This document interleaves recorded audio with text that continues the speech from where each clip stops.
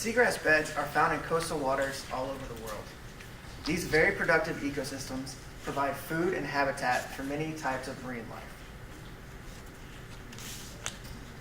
Many species use these habitats as nurseries, and a nursery habitat is a habitat that increases the survival of juveniles into the adult stages.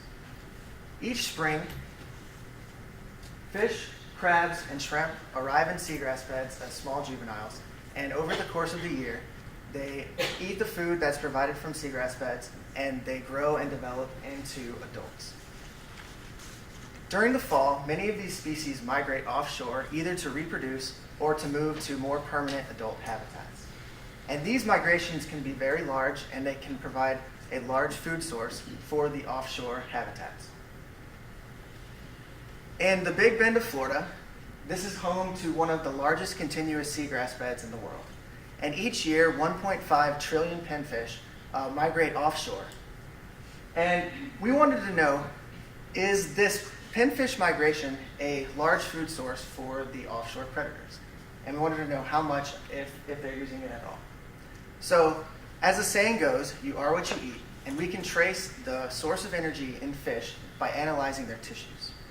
And what we did was look at the muscle tissues of red snapper, red grouper, and gag grouper, and what we found was that about 25% of their biomass is derived directly from seagrass prey.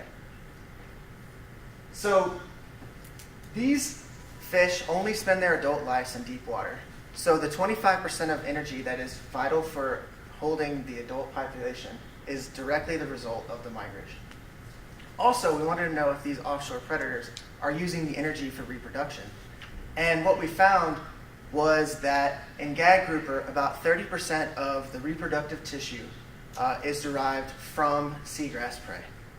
We also found that as they consume more seagrass prey, they actually divert more of the energy towards reproduction as opposed to biomass.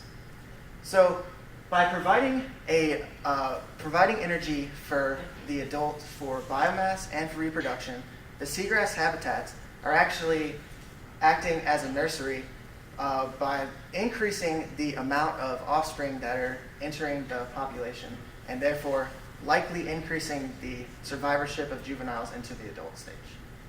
Thanks.